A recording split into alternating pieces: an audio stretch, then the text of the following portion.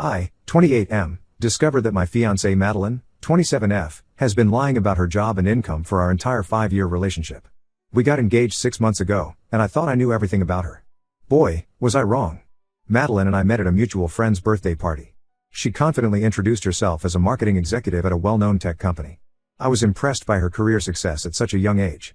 We hit it off immediately, bonding over our shared love for hiking and indie movies. As our relationship progressed, Madeline would often talk about her big projects, important meetings, and work trips. She'd come home late, claiming she had to finish urgent presentations. Sometimes, she'd be away for days, supposedly attending marketing conferences in other cities. I never questioned it because I trusted her completely. I come from a working-class background. My parents run a small grocery store, and I worked hard to put myself through college. I now have a stable job as an accountant at a mid-sized firm. Madeline's supposed high-powered career was something I admired and aspired to. We moved in together after 2 years of dating. We split our rent and expenses 50-50, based on what I thought was her high salary. Madeline always insisted on this arrangement, saying she believed in financial equality in relationships. I thought it was admirable, not realizing I was actually covering most of our living costs. When I proposed 6 months ago, Madeline was overjoyed. We started planning an expensive wedding, thinking we could easily afford it with our combined incomes. Madeline even talked about buying a house in an upscale neighborhood after the wedding. Last week, everything changed. I was helping Madeline's sister Amy, 25F, move into her new apartment. Amy and I have always gotten along well. She's more reserved than Madeline but equally kind. While unpacking a box labeled old photos, I came across several pictures of Madeline working at a small local cafe called The Daily Grind. I asked Amy about it, assuming it was just a part-time job from years ago. Amy looked confused and said, "That's where Madeline still works. She's been a barista there for the last 6 years." I thought Amy was joking at first. I told her that Madeline worked in marketing at a tech company. Amy's eyes widened, and she said, "Oh no, I thought you knew. Madeline's been lying to everyone about her job for years. She even made up fake business cards and a LinkedIn profile. Our parents don't know either." I felt like the ground had disappeared from under my feet. Amy looked horrified, realizing she had just exposed her sister's lie. She begged me not to tell Madeline that she had accidentally revealed the truth. In a daze, I finished helping Amy move and then drove home.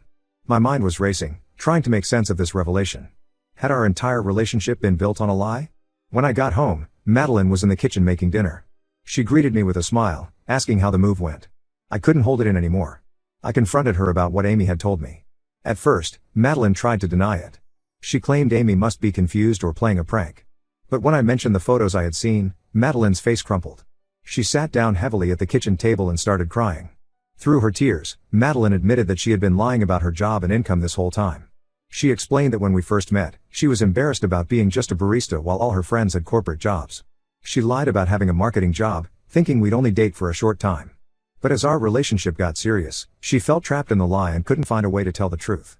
Madeline revealed that she had gone to great lengths to maintain this deception. She had created a fake email account, business cards, and even a website for her fictitious marketing career. When she said she was working late, she was often picking up extra shifts at the cafe. Her business trips were actually visits to her college friend in another city, who was in on the lie and would cover for her. I was stunned by the extent of her deception. I asked about our finances, and Madeline admitted that she had been struggling to keep up with our 50-50 arrangement. She had maxed out several credit cards trying to maintain the illusion of a high-paying job. The implications of her lie began to sink in. Our expensive wedding plans, the house we were going to buy, it was all based on a fantasy. I had been unknowingly supporting us financially for years, thinking we were equals. I told Madeline I needed some time to think and went to stay with my brother. It's been a week now, and I'm still trying to process everything. I don't know if I can trust Madeline again. Our entire relationship feels tainted by this lie.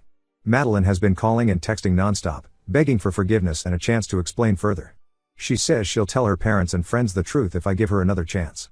She claims she started taking online marketing courses recently, hoping to turn her lie into reality.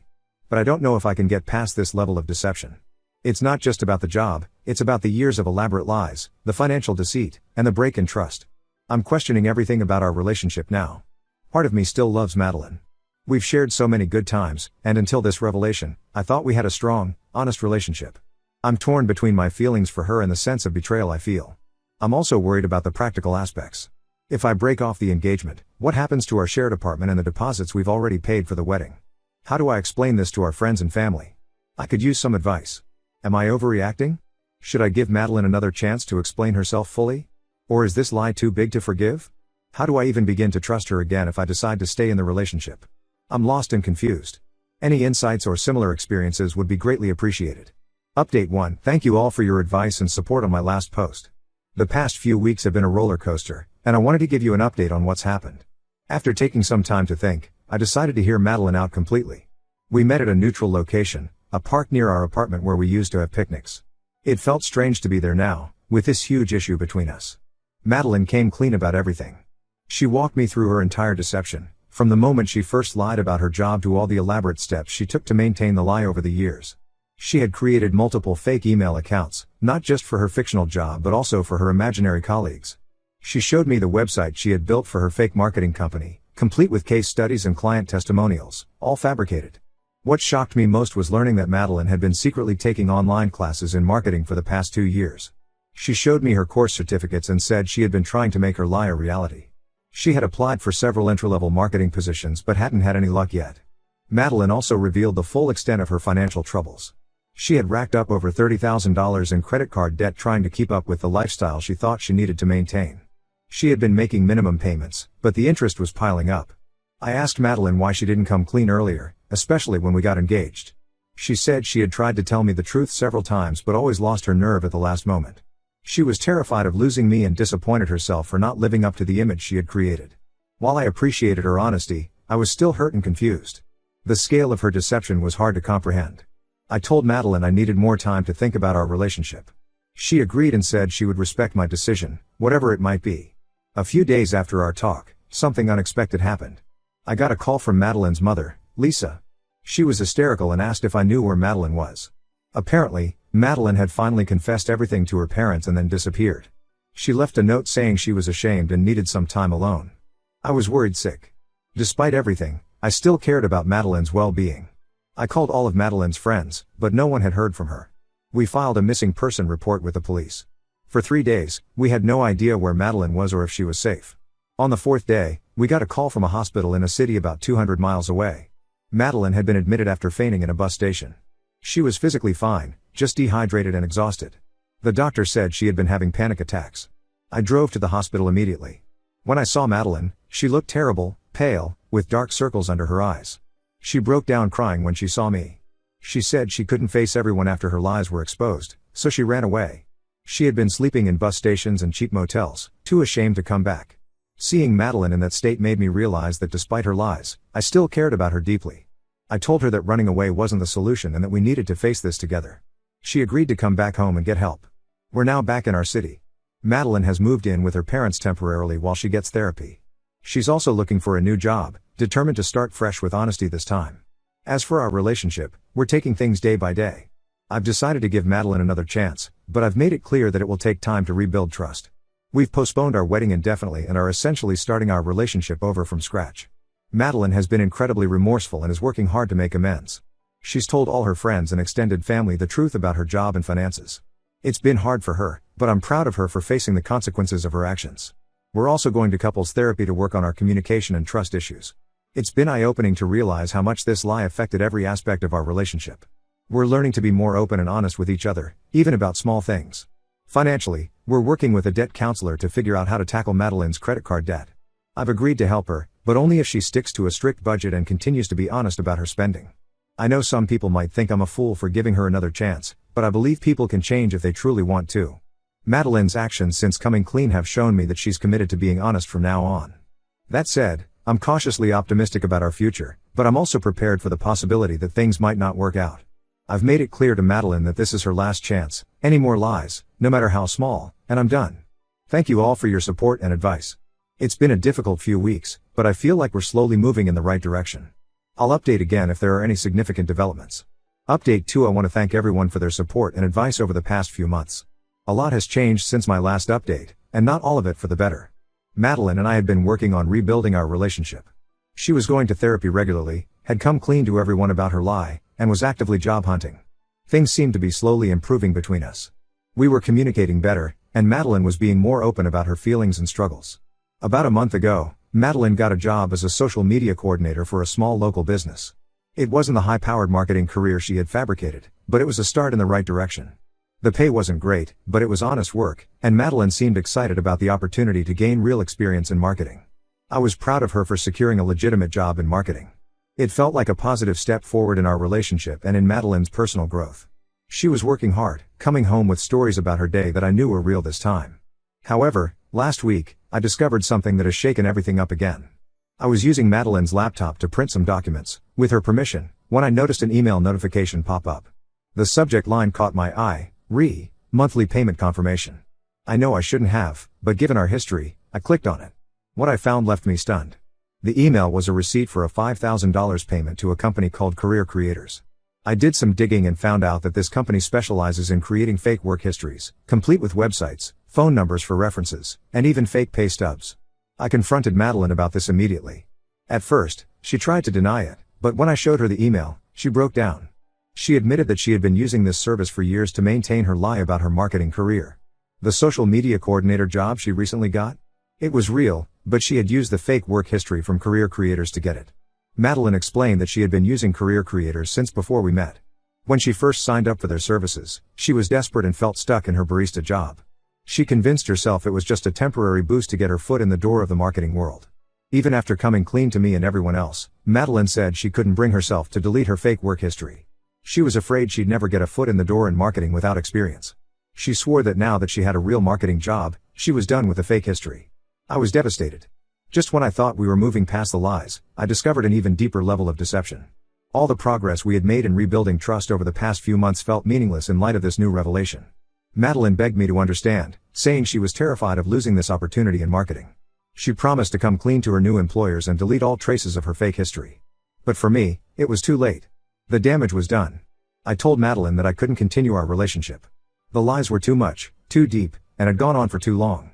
Even if she came clean now, the fact that she had continued to use the fake history after everything we'd been through was something I couldn't get past. Madeline was hysterical, promising to do anything to make it right. But I knew that I would never be able to fully trust her again. Every achievement, every story about work, every new connection she made, I would always wonder if it was based on lies. I moved out of our shared apartment the next day. Madeline's parents, who had been supportive of her after the initial revelation, were shocked and disappointed to learn about this new deception. They've told me they understand my decision to end the relationship. I'm now staying with a friend while I look for a new place. I've called off our engagement for good this time. It hurts, and part of me still loves Madeline, but I know I can never trust her again. The Madeline I fell in love with never really existed. This whole experience has been a harsh lesson in the importance of honesty in relationships. I'm taking some time for myself now, focusing on my own career and personal growth. I'm also planning to get some therapy to work through the trust issues this situation has left me with. Thank you all for your support throughout this difficult time. I hope my story can serve as a cautionary tale about the dangers of living a lie, no matter how small it might seem at first. Update 3: It's been half a year since my last update, and I wanted to share how things have progressed. After ending things with Madeline, I threw myself into my work and personal development. I started seeing a therapist to work through my trust issues, which has been incredibly helpful. We've been exploring why I didn't notice the red flags in my relationship with Madeline and how I can build healthier relationships in the future. I've also picked up some new hobbies. I joined a local hiking group and have been exploring trails in our area every weekend. It's been a great way to clear my head and meet new people.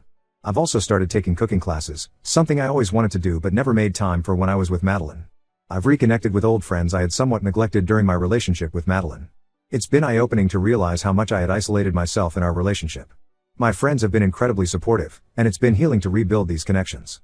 As for Madeline, I've heard through mutual friends that she did end up confessing to her employers about her fake work history. She lost her job as a result but has since found work at a different cafe. From what I understand, she's still in therapy and working on being more honest in all aspects of her life. A couple of months ago, Madeline reached out to me via email. She apologized again for everything and said she understood why I couldn't continue our relationship. She thanked me for pushing her to be honest, saying it was painful but ultimately freeing to live authentically. She also mentioned she's focusing on building real skills in marketing through online courses and internships. While I appreciated her email, I made it clear that while I wish her well, I have no interest in rekindling our relationship or even maintaining a friendship. The trust between us is irreparably broken. Madeline respected my wishes and hasn't contacted me since. On a more positive note, I've recently started dating again. I'm taking things very slowly and being upfront about my past experience and the importance of honesty in relationships. It's been challenging to open up and trust someone new, but I'm working on it. I've been on a few dates with a woman I met through my hiking group. It's nothing serious yet, but it's nice to feel that spark of possibility again. Professionally, I've been doing well. I took on some new responsibilities at work and even got a small promotion. I'm also considering going back to school part-time for a master's degree in accounting. It feels good to be focusing on my own goals and growth without the shadow of deception hanging over me. This whole experience has taught me a lot about the importance of honesty, both with others and with oneself. I've become much more assertive in my personal and professional life, not afraid to ask questions or verify information when something doesn't add up. I'm also more aware of my own needs and boundaries in relationships. Looking back, I can see red flags that I ignored in my relationship with Madeline. Her reluctance to introduce me to her work colleagues, the vagueness about her daily work tasks, the convenient work trips that always seemed to coincide with times I wanted to visit her office, all these things should have raised questions. But I was too trusting, too willing to believe the best about someone I loved. It's been a difficult lesson, but I'm grateful for what I've learned about myself and what I need in a partner. I know now that I value honesty and transparency above all else in a relationship. I've also learned the importance of maintaining my own identity and friendships outside of a romantic partnership. Financially, I'm in a much better place now. Without the burden of unknowingly supporting two people, I've been able to increase my savings and even start investing a bit. I'm also more careful about financial decisions and always make sure I have a clear picture of any shared expenses in new relationships. As for our shared apartment and the wedding deposits we lost, it was a financial hit, but I've come to see it as the cost of learning a valuable life lesson. Some of our vendors were understanding and gave partial refunds when we explained the situation. The rest, well, I've made peace with it.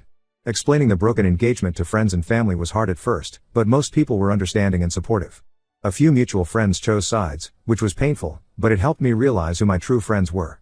To those who might be in a similar situation, wondering if they can trust their partner or if a lie is too big to forgive, I would say this: trust your instincts. If something feels off, it probably is. Don't be afraid to ask questions and seek the truth, even if it might be painful. And remember, you deserve honesty and respect in your relationships.